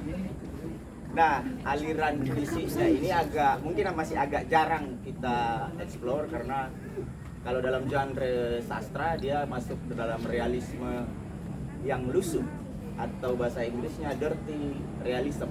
Bahasanya agak prokem, mungkin agak sedikit kasar. Ini diterjemahkan oleh kawan saya Hamzah Muhammad pakai logat Betawi. Jadi kalau salah logat Betawi saya mohon dimaafkan. Oke. Puisi yang akan saya baca ada 3. Itu dari A Threat to My Immortality atau bahasa dialih bahasakan ke dalam bahasa Indonesia jadi bahaya langsung hidup abadi. Kemudian ada style atau gaya dan juga buat jablay yang nyolongin puisi gua. Ini mungkin saya sitir ke Om Pamungkas yang pernah mengcopy puisi dari Bukowski jadi lagunya yang baru-baru kemarin agak viral di media sosial. Oke, kita mulai teman-teman. Bahaya laten hidup abadi. Tuh cewek bugil depan gua, ngejejelin memeknya. Pas gue lagi rebahan santai di kasur sambil nyekik botol bir. Sejak kapan ada kutil nempel di bohol lu, tanya gua. Bukan kutil, bantah doi. Itu kan tai lalat, tanda lahir. Anjir, nyermin, timbal gua. Ntar dulu gak usah dia bahas. Gua lompat dari kasur terus pindah ke ruang sebelah, duduk ngejorok lesu di bangku. Tuh cewek nyusul keluar. Oi denger, kakek tinggal kentut. Lu sendiri punya banyak kutil dan codet di sekujur badan. Gue berani sumpah kalau lu tuh orang paling jelek yang pernah gue temui. Ya udah sih kata gue. Buruan ceritain lagi soal apa itu namanya tai lalat yang ada di bohol lu. Tuh cewek melongos balik ke kamar pakai baju dan meluyur pergi. Pintu dibanting, doi ngilang sekeleban. Kayaknya tuh cewek nih namatin semua buku puisi gua. Gua cuma ngarepin semoga doi gak comel ke orang-orang. Kalau barang gue gak bagus-bagus amat. Oke, terima kasih. Lagi berkeser semuanya. Anak Betawi banget. Iya, kita tergantung banget. Ya ini kecuali genre puisi yang jarang dibacakan orang ya. Betawi asli. Style, gaya. Gaya itu jawaban buat apapun. Cara yang pas buat nyikapin sesuatu yang ngebosenin atau bahaya. Bikin sesuatu yang ngebosenin pakai gaya lebih oke ketimbang bikin sesuatu yang bahaya tapi gak pakai apa-apa. Buat gua, bikin sesuatu yang bahaya pakai gaya itu seni. Adu banteng bisa jadi seni, tinju bisa jadi seni, ngentot bisa jadi seni. Buka kaleng sarden pun bisa jadi seni. Gak banyak orang punya gaya, gak banyak yang bisa mempertahankan gaya. Gue udah bukan katam gaya anjing, lebih banyak ketimbang manusia. Padahal gak banyak anjing punya gaya. Kucing punya gaya karena ngegemesin. Hemingway nampilin kepalanya ke tembok pakai shotgun itu gaya. Malah kadang orang lain ngasih lu gaya. Jean d'Arc punya gaya, John Baptiste punya gaya, Yesus, Socrates, Caesar, Garcia Lorca. Gue pakai gaya nemuin orang-orang di penjara. Orang di penjara lebih banyak gaya ketimbang orang yang nggak di penjara. Setiap gaya pasti beda-beda. Beda cara ngeladenin, beda cara nyinyirin, beda cara nyelesain. 6 cewek semok berdiri di kolam renang, atau lu yang bugil ngacir dari kamar mandi tapi nggak nyadar kalau gue pantengin. Terima kasih. Lagi. Next. Bonus. Oke. Buat Jablay yang nyolong puisi gua. Orang bilang mestinya kita ngejauhin puisi dari penyesalan diri sendiri. Dibikin abstrak aja. Tapi yang satu ini gue punya alasannya. Apalagi kalau bukan kemalingan. 12 puisi gua dicolong. Mana gue nggak nyimpen kopiannya. Lu juga ngembat lukisan gua yang bagus-bagus. Bikin ngaceng doang kerjaan lu. Dasar Jablay. Lu baper kepengin morotin gua kan? Kenapa sih lu nggak nyolongin duit? Biasanya itu yang Jablay lakuin gua kan? Nilep dari celana tidur di pojokan yang biasa gue pakai sambil teler. Sekalian deh, lu buntungin aja tangan kiri gua. Tapi jangan ambil puisi. Gua kan bukan Shakespeare. Meskipun terkadang puisi gue simple, gak lagi-lagi deh gue peduli. Biar abstrak atau sebaliknya.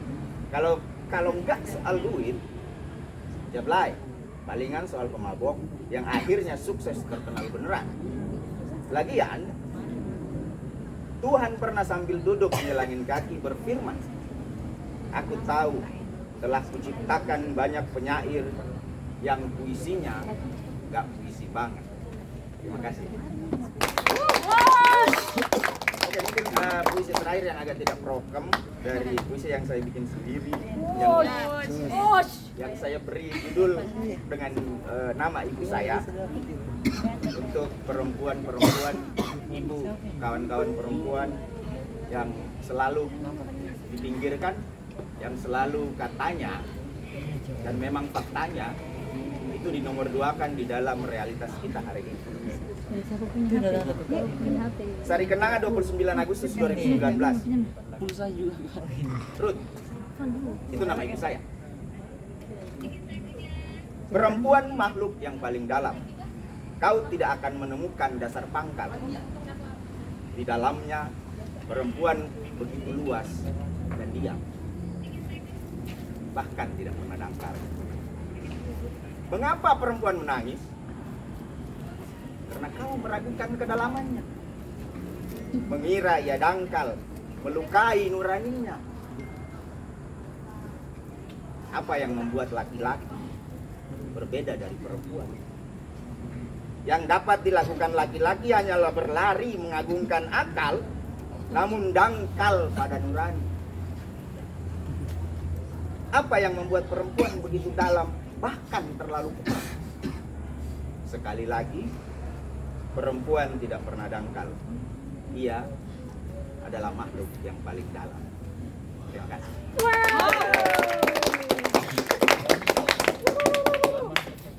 Perempuan.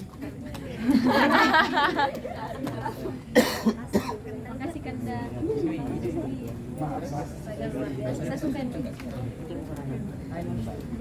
Terima kasih Kak Apri atas suguhan puisinya yang katanya bukan orang Betawi tapi kayak orang Betawi sih, karena memang dia sudah kayak anak Jakarta.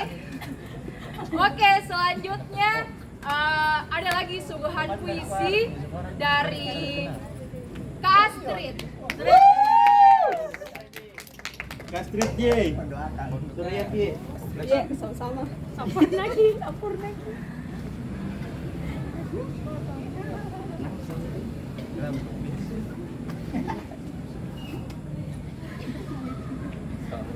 Sajak tangan WS Rendra.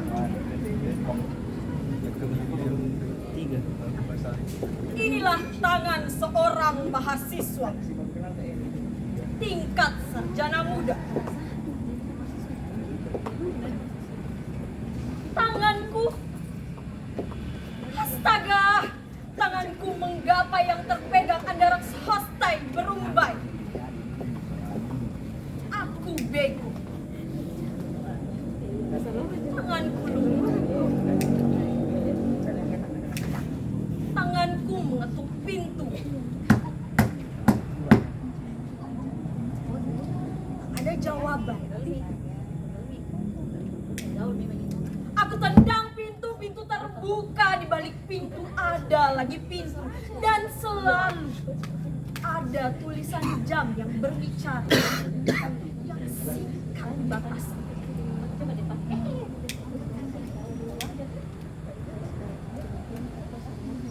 Aku masukkan tangan-tanganku ke celana dan aku keluar mengembar. Aku ditelan Indonesia Raya. Tangan di dalam kehidupan muncul di hadapan. Tanganku aku sodorkan. Nampak asing di antara tangan beribu. Aku bimbang akan masa depanku. Tangan petani yang berlumpur, tangan nelayan yang bergaram, aku jabat dalam tanganku. Tangan mereka penuh dengan pergulatan, tangan-tangan yang menghasilkan, tanganku yang gamang tidak memecahkan persoalan. Tangan cukong, tangan pejabat, gemuk, luas dan sangat kuat. Tanganku dicurigai, disikat. Tanganku mengepal ketika terbuka menjadi cagar. Aku meraih ke arah 8 penjuru.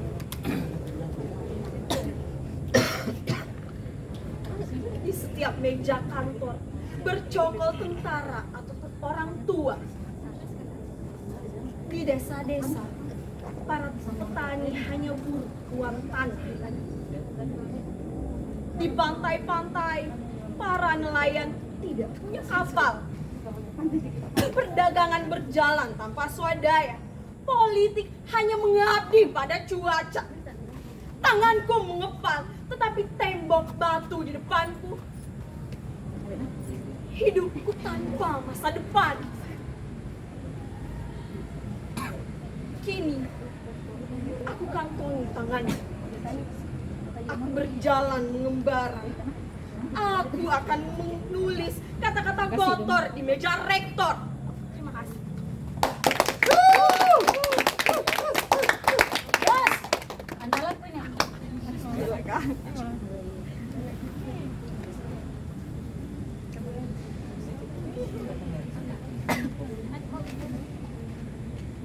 Pandemi ini hanyalah rekayasa belaka.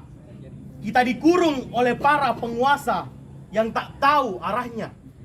Hei! Hei, perempuan yang berusaha menjaga kehormatannya, tetapi tetap diraba dan disentuh tanpa rasa bersalah. Hei! Hai, di masa pandemi yang mengancam nyawa serta semakin menyempitnya ruang aman untuk perempuan, RUU TPKS yang menjadi angin segar belum juga disahkan pemerintah. Hai! Hei, aku lelah termangu di depan layar laptop. Menatap seolah mengerti, namun hanya kekosongan di otakku. Hei! Ini bencana, kawan. Dan kita memiliki peran diarahkan mencegah penularan. Berdiam dan stop. Hei! Hei, katanya menetap manis di rumah akan aman.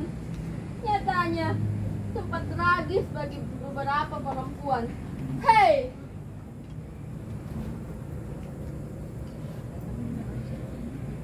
Itulah tadi suguhan malam puisi dari Teater Kampus Unhas. Terima kasih atas kehadiran kawan-kawan semua. Semoga semangat kita akan tetap abadi seperti puisi yang abadi. Asik. Adakah? Nyatakan. Ada Nyatakan saya. hadirmu dengan kreasi, wujudkan dengan cita dan cinta. Waalaikumsalam warahmatullahi wabarakatuh.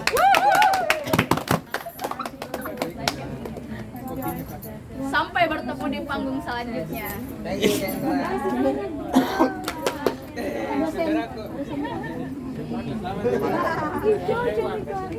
Kalau dekat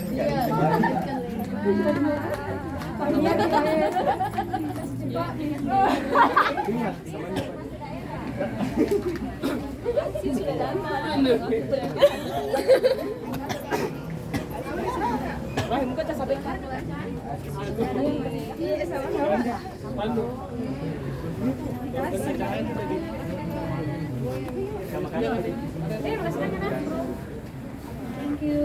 Yeah. Datang pakai HP ya, Kak? Iya, HP-nya temanku, Kak. Oh, enggak tahu dia. Dosen foto. Adrian, lampu Adrian. Foto, kenapa foto? Foto dulu di situ. Oh iya. Foto. Nama